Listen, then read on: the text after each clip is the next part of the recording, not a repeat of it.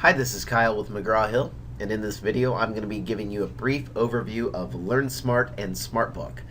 So LearnSmart is our adaptive study and practice tool, and Smartbook is basically LearnSmart with the addition of an adaptive ebook incorporated. Okay, so the goal in any LearnSmart or Smartbook exercise is to maximize efficiency and productivity in student learning, and we're going to show you how that happens today. Okay, so the students are only going to have interactions with LearnSmart and Smartbook when they see assignments that have the LS icon to the left. Okay, so that lets a student know that they're about to enter into the LearnSmart domain. Also want to point out that LearnSmart and Smartbook are book specific.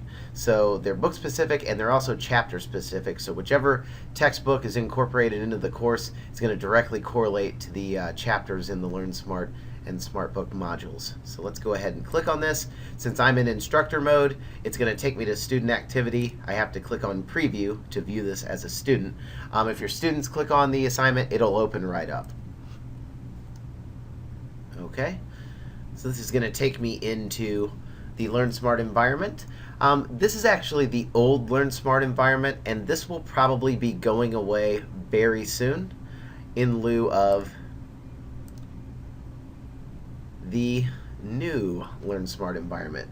So odds are, if you have an account that's created after the 1st of 2014, this is going to be what you see and what your students see when they open up LearnSmart assignments. Okay, so let's just walk through the interface.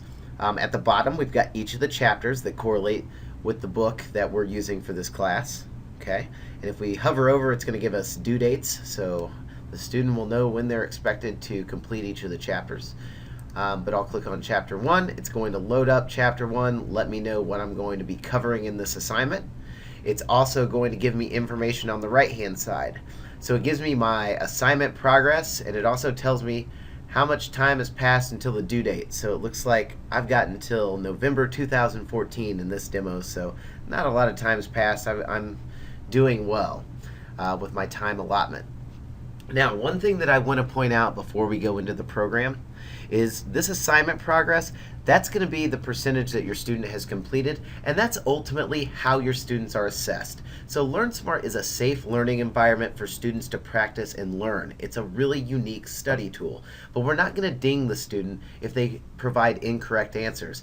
This is all about persistence and studying until you complete all the items that you need to learn for this chapter. So as long as a student gets 100% progress before the due date, they're going to get 100% on their LearnSmart. Okay, so I'll click Learn, and this takes me into the actual LearnSmart environment. You'll see that I have 25 items left, so that means if I complete these 25 items before the due date, I'm going to get 100% on this assignment. Okay, so next up, let's take a look at this piece. It says Standings for All. So I just told you that this is an assignment based on completion, and now you'll see that I've got my name with a score next to it. Well, this is a gaming function that we built in for students that are either hyper competitive with each other or students that wanted to make study time fun. So it's purely optional. It's just a gaming mechanism to make them to allow them to score points as they work in their LearnSmart assignment. So by default, it's going to have standings for all. This is everybody in the country that's actually in this module right now. They can toggle one over and make this standings for your section. So this is for students that want to compete against each other in their sections. And then finally, we've got disabled. If we do disabled, I can't see anybody, they can't see me. But I'm going to leave up the standings for all. Okay, so then the next piece is the actual LearnSmart question. It says the organization that is an information resource and network for today's active healthcare professionals is the blank. So before we allow the students to answer the question, and this is a medical assisting textbook that I've used for this demo, I should know, we ask the students to rate their confidence going in, and this is twofold. So first, we've got I know it, we've got I think so, unsure, and no idea. So we ask the students to do this because it's one of about 20 things that LearnSmart is assessing on this page to decide what to show the students next. But it's also for the gaming feature. This is how the students rack up points. So as a rule of thumb, no idea carries a weight of plus or minus 0 points. Unsure is plus or minus 50 points. Think so is plus or minus 60. And I know it is plus or minus 70. The reason that I say it's a rule of thumb is because sometimes we've got different question types, such as labeling or matching, and in those instances, the questions will carry different weights. Okay, so I'm going to say I know it. All right, and then I'm going to take a stab at this and say that it's the National Health Career Associations. I am correct. So before I click OK, you'll note that 25 items left will go down to 24, and then I'll have more points. Okay, and it just gave me some more points. One thing that I want to point out is a student will be asked to create an alias when they first log into LearnSmart. If at any time they decide they don't like their alias, or if they put their real name and they don't really want to do that, they can just click and change this. Alright, so let's make it Kyle317. Yeah. Alright, and now I've got a new name on the gaming function. Okay, so I'll go through a couple of different questions and take a stab. Alright, so this was a matching. Alright, and I didn't do too well there, but I did get instant feedback, so that's one thing that you'll notice with LearnSmart. You get instant feedback after every question. Right, and then I will go through this one. Says the laboratory duties of a medical assistant include, I'll say assisting. Let's go with these. I'll say I think so. Okay, so I was near right, but I wasn't quite correct. All right, and then next up, the following is not one of the responsibilities of a medical assistant working in a podiatrist's office. All right, I'm going to say I know this. And we're going to go with catheterize a patient. I don't think that happens very often at a podiatrist's office anyway. So now would be a good time to take a break and actually talk about what's going on behind the scenes in LearnSmart. So for each LearnSmart title, our subject matter experts have tagged the content in 3 different levels. Level 1 is must know. That's core content, and it's mission critical to the student's success not only in this chapter, but in the entire course. So for a student to build upon a knowledge base as they work through the textbook, they're going to have to be very comfortable with the core content. Right? So we do that by presenting the content early, often, and in many different formats, so the student becomes very, very comfortable with this material. Level 2 is good to know. It's right on the border of being core content, but not quite. So a student that's being proficient in the core content will then be introduced to some of the level 2 topics, which are good to know as they work through the chapter. Level 3 is great to know. This is the more contextualized portion of the topic matter, and this is only going to be presented to students that have demonstrated mastery of the core content and then proficiency in the level 2 content. And the reason that we do that is because we don't want to waste a student's time. If a student's going to give me 5 minutes of study time in the program, I want to make sure that it's high impact and that they're focusing on the topics that are most important to them. On the flip side of that, if a student hasn't shown a proficiency with the core content, then we're going to make sure that they stay focused on the core content throughout the duration of their LearnSmart assignment, because that's the most valuable use of their time. So on the flip side of this, we've also got some different question types. So the easiest question type would be when we just give the student an answer. And luckily, LearnSmart has such reporting capabilities so that it can actually statistically tell when a student is most likely to give up. So if a student misses 5 or 6 questions and LearnSmart thinks that they're about to just say that they're done and exit out of the assignment, it might give them a question that they've already answered correctly, or just give them the answer. And this is called an engagement question. It keeps them in the program and working and with a positive attitude. The easiest question types are going to be true, false, multiple choice. Then working up the ladder, you've got multiple right answer and labeling and matching. And then the most difficult question type is going to be fill in the blank. And the question comes up repeatedly when I do presentations. Folks want to know, does spelling matter? And the answer is it depends. If it's a really critical component, for example, medical terminology, then spelling will count. It'll probably give the student a yellow check mark that says, we think that you're on the right path, but you have to know how to spell this.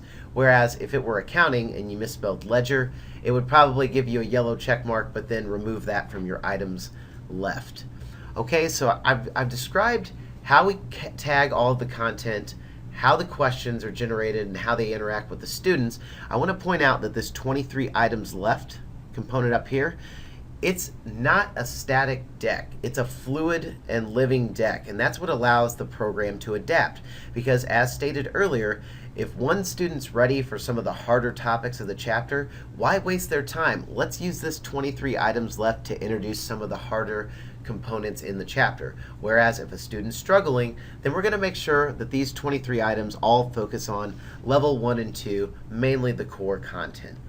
So that's how LearnSmart works in a nutshell. Now let's toggle over to Smartbook by clicking View Smartbook. It'll ask me if I want to make Smartbook my default view. I said not now. Okay, so the first thing that you'll notice when this loads is that my progress from LearnSmart will filter into Smartbook. That's because they're basically one and the same. As I mentioned at the beginning of this, LearnSmart is adaptive study and practice. Smartbook takes the adaptive study and practice engine and then just incorporates an adaptive ebook experience. So I'm still in chapter 1. It has all the same due dates. Let's go in and learn. Okay, so first we come to the preview phase, and this will give me a visual construct for what I'm about to read about in Smartbook. It breaks up each of the major portions of the chapter. So in this case, it's medical assisting text. It says we'll spend a little time on key terms. Then we're going to have a little more on introduction to responsibilities of the medical assistant, medical assisting organizations, credentials, so on and so forth. One thing that I think will be important for your competitive students is the outline chapter. This allows students to drag and drop the subheadings into the appropriate buckets for the chapter. All right, and then they click Evaluate. And based on how they performed, they will be awarded bonus points in their standings. So for those competitive students, I think this will be a nice added feature. All right, so we'll go back to preview and I'll click on Read.